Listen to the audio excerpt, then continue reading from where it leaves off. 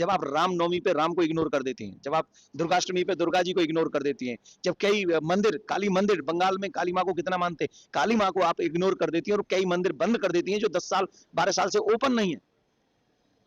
तो हमारे सूत्र कहते हैं धर्मो हतो हतोहंति धर्मो रक्षति रक्षता। आप अगर धर्म की हत्या करेंगे तो धर्म आपकी हत्या कर देगा, और वो कर दिया। हम हिंदुस्तान में रह रहे हैं और हिंदुस्तान हिंदुओं का है, किसी अन्य का नहीं है। और इस देश में रह के रामकृष्ण का सम्मान अगर हम लोग नहीं करेंगे, देवी का सम्मान नहीं करेंगे, शिव का सम्मान नहीं करेंगे, तो धर्म अपने आप ही ऐसी कंडीशन बना देगा कि घर में बैठ के भजन करने लायक नहीं बचोगे। कईयों के पत्रकारों के माथे पे तिलक है, शिखा है, ये वो जड़ें हैं जो हम लोगों को गौरवान्वित करती है। माँ जानकी की भूमि है ये मिथिला, माँ गंगा का दर्शन होता है इस मिथिला में। तो यहाँ की सरकार को ये की प्रार्थना करूंगा, खूब चकाचक भारत के सनातन का प्रचार प्रसार हो, उनकी रक्षा हो, धर्म की रक्षा हो, बच्चे संस्कारी हो, सनातनी हो, गौ हत्या बंद हो, और जितने भी अच्छे काम हो सकते हैं सनातनियों के लिए, सनातन के प्रचार प्रसार के लिए, वो होने चाहिए। रामायण गीता का पाठ हमारे बच्चे स्कूलों में करें, जिससे हमारे परिवार बचे। इस पाखंडी को ये नहीं पता है कि भारत का संविधान धर्मनिरपेक्षता की बात करता है। भारत का संविधान सभी धर्मों को सम्मान देता है, यानी हिंदू, मुस्लिम, सिख, ईसाई, जैन, बौद्ध या फिर कोई भी धर्म क्यों ना हो, सभी को सम्मान का अधिकार भारत का संविधान देता है। लेकिन कैसे ये आडम्बरी देवकी नंदन ठाकुर और इसी का साथी जो प्रधानमंत्री नरेंद्र मोदी का भाई धीरेंद्र शास्त्री, जो हमेशा हिंदू राष्ट्र बनाने की बात करते हैं,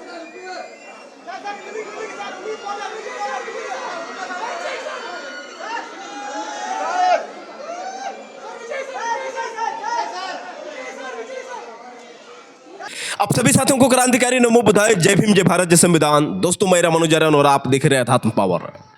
साथियों वैसे कहा जाता है कि सत्य परेशान हो सकता है, पराजित नहीं, और ऐसा ही कुछ साथियों देखने को मिल रहा है तमिलनाडु में।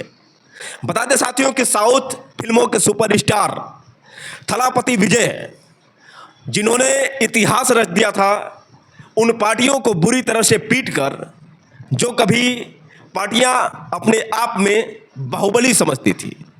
बता दें साथियों कि डीएमके और एआईडीएमके यही दो ऐसी पार्टियां थी जिन पार्टियों का बोलबाला था तमिलनाडु में। लेकिन साथियों 2 साल पहले बनी टीवीके यानी विजय थलापति की पार्टी, जिसने इस तरह से धूल जटाया कि शायद हमेशा तक इस बात का ख्याल रहेगा कि कुछ भी संभव है जब कोई भी अपने आप में इस तरह से मनोबल को ऊंचा करे, जैसा कि विजय थलापति ने किया। किसी को साथियों नहीं पता था कि थलापति विजय इस तरह से धमाकेदार एंट्री करेंगे। किसी को ऐसा ही लग रहा था कि हो सकता है कि 5-10 सीट पा जाए, वही काफ़ी है। लेकिन बाबा साहब डॉक्टर भीमराव अंबेडकर और पेरियार के नाम को लेकर जिस तरह से देश भर में उन्होंने अपनी मजबूती दिखाई, कैसे तमाम अंबेडकरवादियों के दिल में जगह बना लिए थलापति विजय। और वही साथियों फार्मूला कहीं ना कहीं फिट बैठ रहा है इस समय कि अंबेडकरवादी होने के नाते आज उनकी जीत हुई है। और यही कारण है कि तमिलनाडु में पहली बार कोई अंबेडकरवादी विचारधारा का व्यक्ति सीएम पद पर शपथ ग्रहण करने वाला है। जी हाँ साथियों, आपने सही सुना। अब तक जो अटकलें थी कि शायद हो सकता है कि थलापति विजय सरकार न बना पाए, क्योंकि साथियों जिस तरह से राज्यपाल विश्वनाथ आर्लेकर ने ये कहकर उनको भगा दिया कि जाइए आप पहले पूर्ण बहुमत का सबूत लेकर आइए, तभी हम आपको ये कहेंगे कि आप मुख्यमंत्री के दावेदार हैं। एक बार नहीं साथियों, 2 बार थलापति विजय उनसे बातचीत के लिए पहुंचे थे।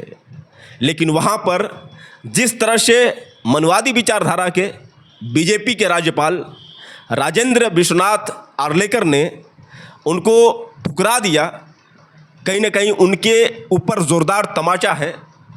क्योंकि साथियों जो लोग कयास लगा रहे थे कि थलापति विजय की सरकार नहीं बन पाएगी, जो मनवादी विचारधारा के लोग खुश थे। और वैसे साथियों 1 सीट पाने वाली बीजेपी जिस तरह से वहाँ पर गेम खेलने की कोशिश की, बीजेपी के मुंह पर भी विजय थलापति ने तमाचे मारने का काम किया है। कुल मिलाकर साथियों आपको बता दें कि कांग्रेस ने 5 सीटों का समर्थन दिया था और वैसे भी 108 सीट प्राप्त किए थे थलपति विजय, जो 5 सीटों को मिला दिया जाए तो 113 सीट हो जाती है। इसी बीच साथियों आपको बता दें कि सीपीआई और सीपीआईएम और साथ ही साथ बीएचके ने भी जो 2-2 सीटें पाई थी, इन तीनों दलों ने पूर्ण रूप से बिना शर्त का कहीं न कहीं समर्थन दे दिया है। तो कुल मिलाकर साथियों 113 और प्लस 6 यानी कुल मिलाकर 119 जो सीट हो चुकी है थलापति विजय की। जो जादुई आंकड़ा 118 था उसको भी कहीं ना कहीं थलापति विजय ने क्रॉस कर दिया है। तो कुल मिलाकर साथियों अब बाबा साहब डॉक्टर भीमराव अंबेडकर के पक्के दीवाने थलापति विजय सरकार बना लेंगे। तो साथियों ये मनुवादियों की सबसे बड़ी हार है और अंबेडकरवादियों की सबसे बड़ी जीत कही जा सकती है, क्योंकि साथियों जो लोग ये दावा कर रहे थे कि सरकार बिना धर्म का, बिना भगवान के नाम का कोई भी नहीं बना पाएगा। बता दें साथियों कि देवकी नंदन ठाकुर जो आध्यात्मिक नेता कहे जाते हैं, वैसे इन आडंबरी बाबाओं का हम जिक्र नहीं करते हैं, लेकिन जिस तरह से एक बयान दिए हैं ये देवकी नंद ठाकुर कोलकाता की जीत को लेकर, जिस तरह से ये जश्न मना रहे हैं और बोल रहे हैं कि जिस तरह से सनातन धर्म का अपमान किया गया, यही कारण है कि यहाँ पर बीजेपी कब्जा कर पाई है। वही साथियों आपको बता दें कि वहाँ पर भी बीजेपी तमिलनाडु में भी थी, लेकिन किस तरह से बीजेपी सिर्फ 1 सीट पाई और वहाँ पर जो थलापति विजय जिन्होंने ऐतिहासिक जीत दर्ज की है, किसी देवी देवताओं का नाम लेकर नहीं, किसी धर्म का नाम लेकर नहीं, बता दें साथियों कि बाबा साहब डॉक्टर भीमराव अंबेडकर और पेरियार का नाम लेकर जो ऐतिहासिक जीत दर्ज की है थलापति विजय ने, इस खबर को कहीं ना कहीं देवकी नंदन ठाकुर को देखनी चाहिए। सबसे पहले साथियों आपको बता दें कि देवकी नंदन ठाकुर ने आखिर किस तरह से बयान दिया था। पहले देवकी नंदन ठाकुर का ये बयान सुनिए, उसके बाद हम सीधे आपसे बात कर रहे हैं। हम धर्म के मानने वाले लोग हैं, हम धर्म के प्रचारक हैं, तो हम पे इस बात का फर्क पड़ता है जब आप रामनवमी पे राम को इग्नोर कर देती हैं, जब आप दुर्गाष्टमी पे दुर्गा जी को इग्नोर कर देती हैं, जब कई मंदिर, काली मंदिर, बंगाल में काली माँ को कितना मानते, काली माँ को आप इग्नोर कर देती हैं और कई मंदिर बंद कर देती हैं जो 10 साल 12 साल से ओपन नहीं है। तो हमारे सूत्र कहते हैं धर्मो हतो हतोहंति धर्मो रक्षति रक्षता। आप अगर धर्म की हत्या करेंगे तो धर्म आपकी हत्या कर देगा, और वो कर दिया। एक और था जो व्यक्ति हमारे धर्म को कहता था कोरोना है, ये डिजीज है, सनातन ऐसा है। अब क्या करेगा वो, कहां जाएगा? हार गया ना, पब्लिक ने साइड में लगा दिया ना किनारे पे। फिर हम ये नहीं कह रहे कि आपको जो करना है, जिस विचार को मानना है मानो, लेकिन धर्म का हरास मत करो। ये भारत है, रामकृष्ण की भूमि है। रामकृष्ण की भूमि पे अगर धर्म को हरास करोगे तो धर्म तुम्हें कहीं का नहीं छोड़ेगा। अगर आपको मेरी बातों पे बिलीव नहीं हो रहा है तो आजादी के बाद से भारत की हिस्ट्री देख लीजिए, जिसने धर्म को इग्नोर किया है, धर्म ने उसको एकदम साइड पे कर दिया है। तो मैं यही कहूंगा, किसी को भी सत्ता मिले, किसी को भी कोई गद्दी चलाने का अवसर मिले, सबसे पहले धर्मो रक्षति रक्षता, आप धर्म की रक्षा कीजिए, और धर्म की रक्षा होगी तो आपकी और भारत की भी रक्षा होगी।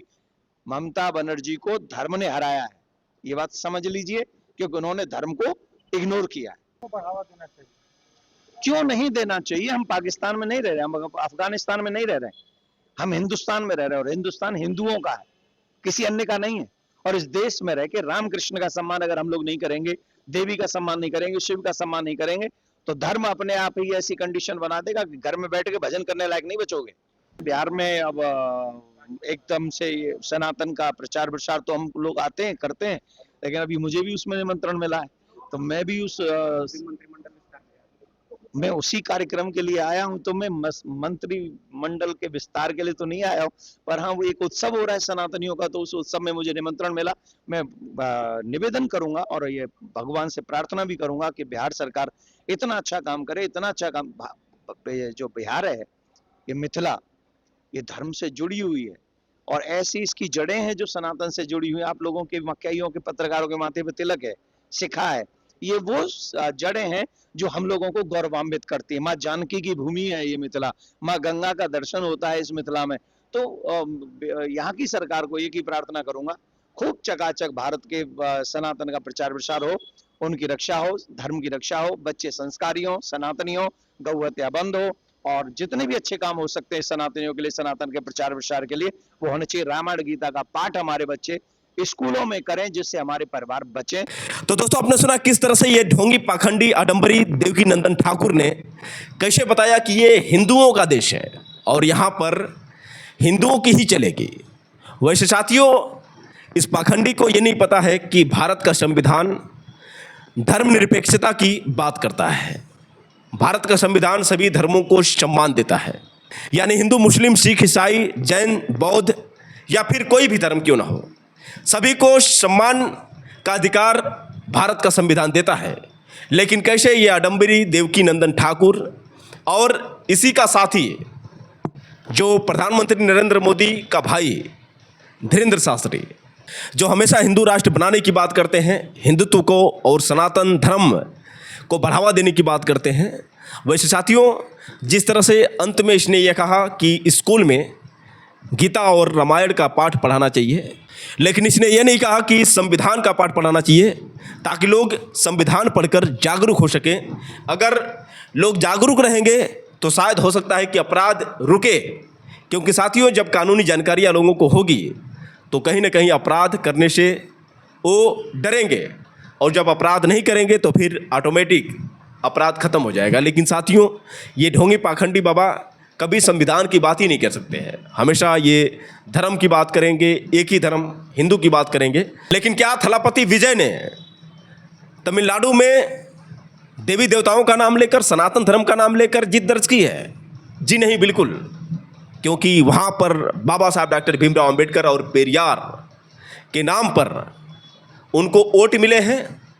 और जो लोग ये कहते थे कि अंबेडकर अंबेडकर अंबेडकर इतना नाम लेते भगवान का तो सीधे स्वर्ग चले जाते, तो उन लोगों पर भी जोरदार तमाचा है। कुल मिलाकर गृह मंत्री अमित शाह के ऊपर भी जोरदार तमाचा है, जिन्होंने कहा था। अब बता दें साथियों कि अंबेडकर अंबेडकर कहकर ही थलापति विजय ने ऐतिहासिक जीत दर्ज की है। तो साथियों, ये एक मनुवादियों के ऊपर जोरदार तमाचा है और अंबेडकरवादी थलापति विजय की जीत हुई है। साथियों, सबसे बड़ी बात यह है कि थलापति विजय किसी जाति धर्म को विशेष तवज्जो नहीं देते हैं। वैसे ईसाई धर्म से ताल्लुक़ रखते हैं, लेकिन उनका कहना है कि जात धर्म कुछ मायने नहीं रखता है, एक ही जाति है मनुष्य की, सिर्फ मनुष्य जाति है।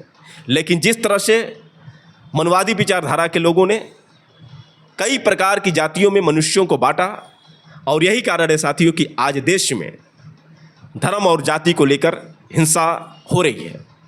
देख रहे हैं साथियों कि किस तरह से पश्चिम बंगाल में धर्म और जाति को लेकर हिंसा बनी हुई है। भले ही बीजेपी ने ज्ञानेश कुमार के सौजन्य से ये कह सकते हैं कि ईवीएम के भरोसे वहाँ पर जिस तरह से जीत दर्ज की है, लेकिन कहीं ना कहीं उस जीत में खुशी वो नज़र नहीं आ रही है जो वास्तव में जीत की खुशी होती है। जो जीत की खुशी कहीं ना कहीं थलापति विजय के अंदर है, वो खुशी शायद भाजपा के अंदर नहीं है, क्योंकि झूठ की जीत वास्तव में उसकी खुशबू वैसी नहीं होगी जो सत्य की जीत होती है। तो सत्य की जीत हुई है यहाँ पर थलापति विजय की, और बहुत बहुत शुभकामनाएं थलापति विजय को, जो बाबा साहब डॉक्टर भीमराव अंबेडकर के विचारधारा पर चलते हैं, जो पेरियार के विचारधारा पर चलते हैं, और जो जातिवाद के बिल्कुल विरुद्ध कार्य करते हैं। उम्मीद है कि थलापति विजय उसी तरह से काम करेंगे जिस तरह से उन्होंने जनता के बीच वादा किया है। अब बता दें साथियों कि थलापति विजय की तरह चंद्रशेखर आज़ाद भी, जो उन्हीं की तरह उन्हीं के अंदाज में किस तरह से राजनीति करते हैं, आप लोग अच्छी तरह से जानते हैं। वैसे उत्तर प्रदेश में 2027 में होने वाले विधानसभा के चुनाव पर सबकी नज़रें टिकी हुई हैं, और 2027 में भी सत्ता परिवर्तन देखने को मिल सकता है। कुल मिलाकर जिस तरह से यहाँ पर हिंसा, जिस तरह से यहाँ पर बीजेपी साम्राज्य में सरेआम गुंडागर्दी हो रही है, किस तरह से महिलाओं की इज्जत लूटी जा रही है, किस तरह से हर रोज़ हत्या हो रही है, इसको लेकर बहुजन समाज में जो आक्रोश है, कहीं ना कहीं बहुजन समाज ने पूरी तरह से संकल्प ले लिया है कि किसी भी कीमत पर अब उत्तर प्रदेश में सत्ता परिवर्तन करना है। और इसीलिए साथियों आपको बता दें कि भीम आर्मी चीफ आज़ाद समाज पार्टी के राष्ट्रीय अध्यक्ष व नगीना सांसद चंद्रशेखर आज़ाद जो है सत्ता परिवर्तन यात्रा निकालने वाले हैं। सत्ता परिवर्तन यात्रा कुल मिलाकर हर जिलों में होती हुई निकलेगी और मुख्य उद्देश्य सभी को जोड़ना होगा। और सत्ता परिवर्तन यात्रा नाम से ही स्पष्ट है कि कहीं न कहीं मनवादी विचारधारा की सत्ता ये बीजेपी को पूरी तरह से उत्तर प्रदेश से उखाड़ कर फेंकना है और कहीं न कहीं अम्बेडकरवादियों की सरकार बनाना है। और यही कारण है साथियों कि तमाम बहुजन समाज के लोग भीम आर्मी चीफ चंद्रशेखर आज़ाद को पसंद कर रहे हैं, क्योंकि भीम आर्मी चीफ चंद्रशेखर आज़ाद जिस तरह से लगातार बहुजनों की आवाज़ बनकर संसद से लेकर सड़कों पर हमेशा सक्रिय रहते हैं। हर दलित मोमेंट पर, चाहे महिलाओं के ऊपर अत्याचार हो या फिर बेरोजगारी की बात हो, किसानों की बात हो, किसी भी प्रकार के मुद्दे क्यों ना हो, हर मुद्दों पर जिस तरह से सक्रिय रहते हैं। तो देखते हैं कि किस तरह से भीम आर्मी चीफ चंद्रशेखर आज़ाद सत्ता परिवर्तन यात्रा में प्रचार करते हैं और कैसे बहुजन समाज को जोड़ने का काम करते हैं। क्या वास्तव में जिस तरह से विजय थलापति ने इतिहास रचा है, ठीक उसी तरह से इतिहास रच पाएंगे भीम आर्मी चीफ चंद्रशेखर आज़ाद। साथियों आप लोग की क्या राय है, आप लोग कमेंट करके बताएं और हो सके तो साथियों इस वीडियो को ज़्यादा से ज़्यादा शेयर करें। फिर मिलेंगे अगले वीडियो के साथ, तब तक के लिए क्रांतिकारी नमो बुद्धाय, जय भीम।